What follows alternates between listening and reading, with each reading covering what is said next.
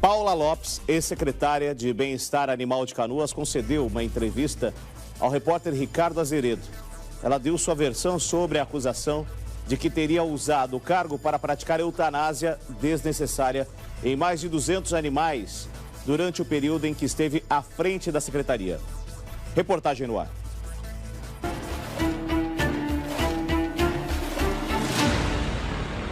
O que te levou a trabalhar na prefeitura? O que me levou até lá foi o trabalho que eu já desempenhava há 25 anos na causa animal. 25 anos que eu nunca tive envolvimento nenhum político, nada, sempre defendendo a causa. Eu tenho 45 anos, mais da metade da minha vida é dedicada à causa animal. Os frutos de tudo que eu fiz, os resultados de todo esse trabalho, eles acabaram vendo em mim alguém que poderia resolver um grande problema que é não apenas na cidade de Canoas, mas em várias outras cidades, né? Que é o problema da causa animal. Pois a causa animal hoje ela é considerada uma plataforma que muitos políticos enxergam como um caminho brilhante para poder angariar mais votos por tudo que representa em termos de apelo popular. Pensaste nisso quando entraste nessa área agora no poder público? Eu nunca quis envolvimento político. Eu nunca tive ambição por cargos políticos e nunca almejei ser nada politicamente. Obviamente que ao estar lá, as propostas e os convites apareceram, mas em um momento algum me posicionei sobre isso, dizendo que eu seria ou não. Convites existem de tempos, não é uma novidade agora. Eu sempre fui convidada por diversos partidos para poder, me candidatar, mas eu nunca quis. Quando encontraste a estrutura da secretaria no estado em que ela está e que gerou essas denúncias todas, o que fizeste quando encontraste aquilo tudo? Quando eu cheguei lá e visualizei no dia 1º, muitos animais acorrentados, em correntes ali de 50 centímetros na torreira do sol, no dia 1º fez muito calor. Aquilo ali, para qualquer pessoa que ama os animais e que trabalha com isso, dedica a vida, é tu olhar aquela situação, tu sente a dor deles, o desespero. E na mesma hora eu entendi que eu precisava agir o mais rápido possível para tirar os animais daquelas condições. E foi o que eu fiz. Dentro do que se tinha lá de estrutura, dentro do que já tinha disponível, eu comecei a fazer as melhorias lá, para que esses animais tivessem qualidade de vida. Como é que tu encaminhaste as tuas insatisfações? Tu encontraste uma estrutura que, pelo que tu dizes, não era adequada, né? Tu levaste aquilo sob forma de reclamação, fizeste algum relatório, ou seja, tu apontaste tudo isso para a prefeitura para que fossem tomadas providências, para que tu tivesses melhor estrutura para mexer? Logo quando eu cheguei, eu já comecei a mudar essa realidade com ações, primeira coisa. Tudo que tinha lá de mais problemáticos, que eram animais na torreira do sol, um isolamento que não existia, mas que era usado como isolamento para áreas de virose, isso tudo podia ser resolvido com o que se tinha. Era só questão de organizar a casa. Sabe quando tu entra numa casa bagunçada e tu só precisa fazer uma boa de uma faxina e botar as coisas no lugar? Foi isso que eu fiz. Obviamente que lá na frente era notável que precisava de mais auxílio financeiro, verbas para fazer melhoria nos canis. Isso tudo foi encaminhado, via memorando, solicitando, expondo a superlotação. Isso foi encaminhado. Todas essas reclamações que encaminhaste, elas obtiveram resposta? Ou seja, elas foram bem recebidas? Te deram satisfação sobre aquilo? Eu fiquei apenas 7 meses lá. Não tem como fazer muito mais do que eu fiz em apenas 7 meses. Durante o período que eu tive lá, não teve investimentos a mais, mas tinha muita coisa lá dentro disponível, inclusive materiais que haviam sido doados para o bem-estar na época da enchente, mas que estavam lá sem uso. E nós conseguimos construir um projeto que eu criei lá, que era o Palmirim, até que eu dei o nome, e ainda teve mão de obra voluntária para fazer isso, ainda teve uma doação das meninas que eram voluntárias, elas compraram mais alguns materiais que faltavam e mandaram. Então a gente conseguiu conduzir isso com o que se tinha e com o que entrou ali, as pessoas doando esses materiais lá para a secretaria diretamente. Tu percebias resistências dentro da prefeitura diante daquilo que tu estava colocando como os problemas que precisavam ser resolvidos? Canoas é uma cidade que enfrenta vários problemas, né?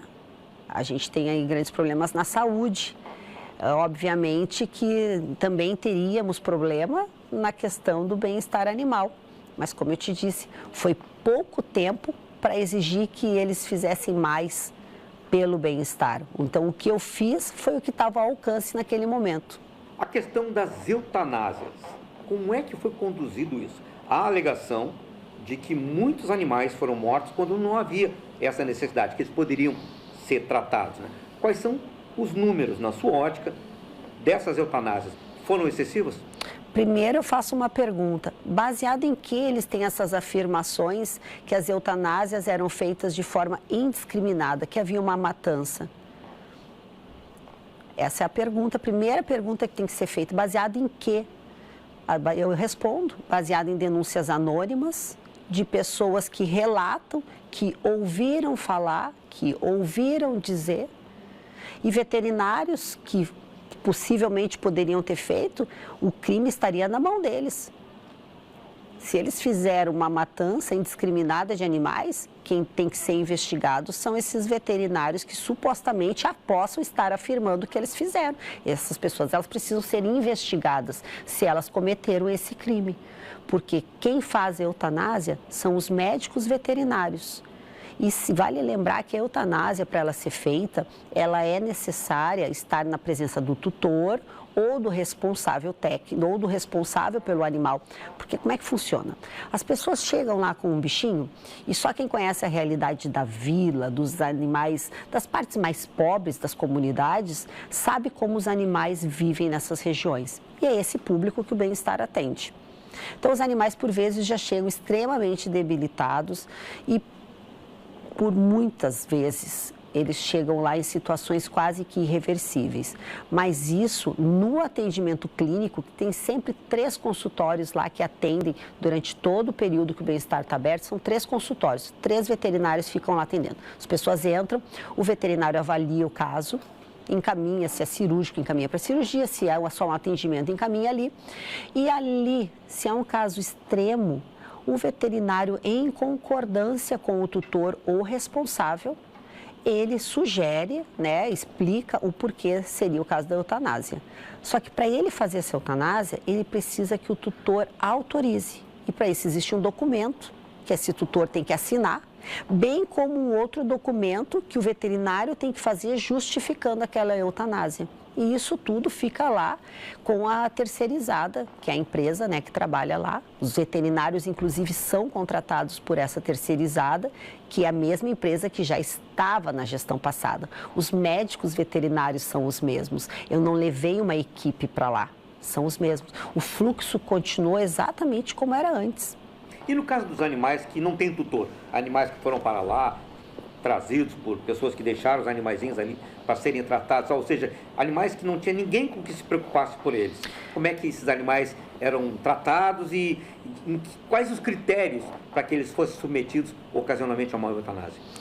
Primeiro que essa foi uma das minhas grandes brigas lá.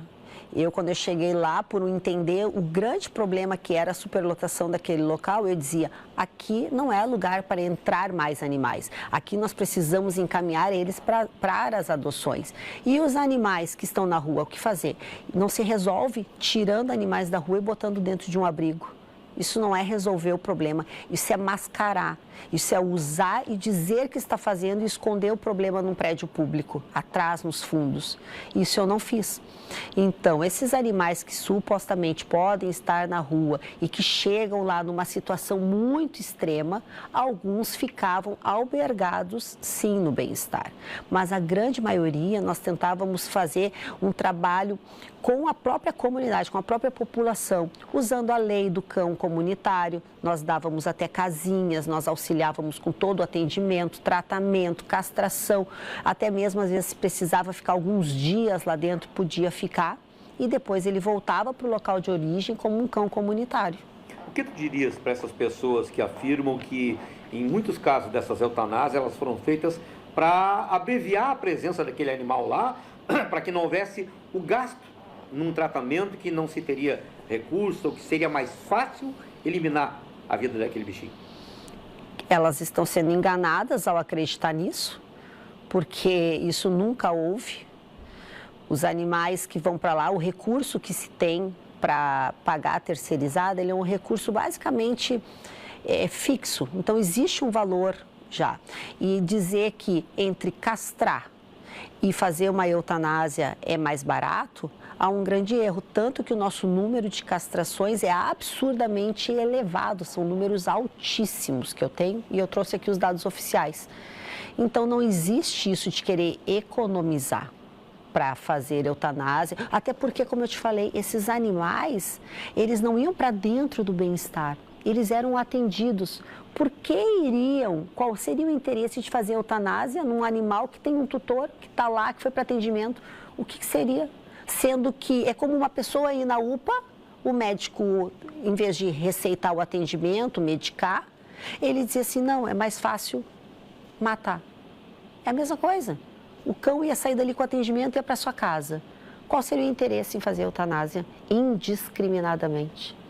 Agora, o inquérito passou a ter aí o que é considerado um novo indício, que é esse caderno com anotações que seriam feitas por uma veterinária ou por alguém que trabalhasse diretamente com atendimento, e que ali aponta um número de eutanásias nesse período em que a senhora esteve à frente da gestão, que poderia chegar a algo em torno de 500 animais, que seria um número excessivo diante do que seria a demanda lá dentro, né? O que a senhora me diz disso? 500 animais mortos chega a beirar um absurdo mesmo. Quando tu fala, mataram 500 animais. Quando tu vende a informação dessa maneira solta, obviamente gera uma revolta e uma comoção.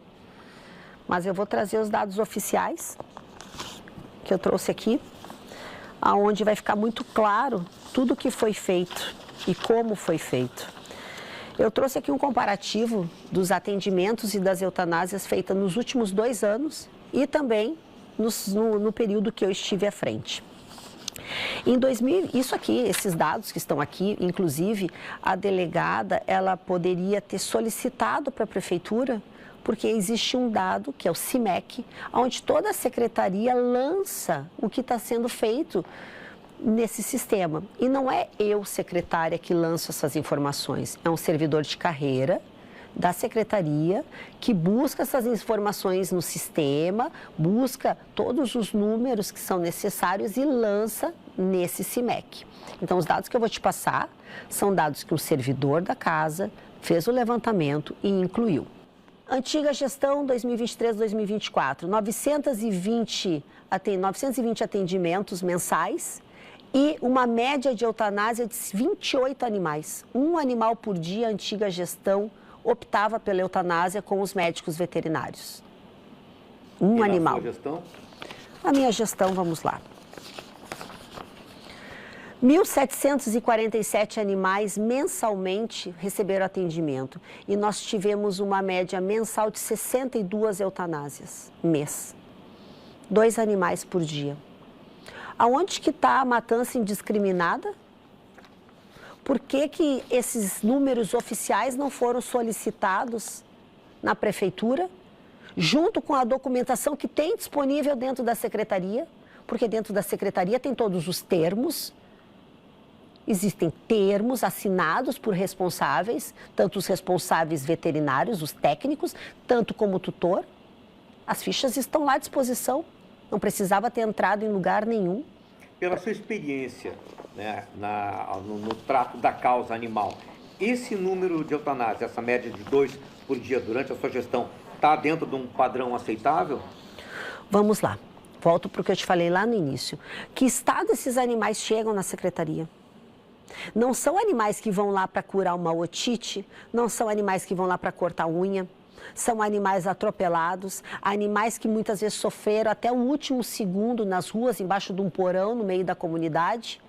E a pessoa viu, algum protetor passou, levou. E o único recurso que se tinha para essa vida era a eutanásia. Trabalhar com a causa animal te trouxe lucro, te trouxe ganhos, te deixou rica? E o trabalho na prefeitura com isso te ajudou nisso? O que eu ganhei com isso? Se eu tenho uma casa, tinha carro financiado, qual foi que me agregou, o que a causa me deu de riqueza? A riqueza que eu tenho são os meus animais, é olhar 4 patinhas, um rabinho balançando, essa é a minha riqueza, isso é que eu ganhei. a maior riqueza que eu posso ter é essa. Mas financeiramente, cadê os ganhos? Uma casa, carro com prestação. É o que tem, está ali, está disponível.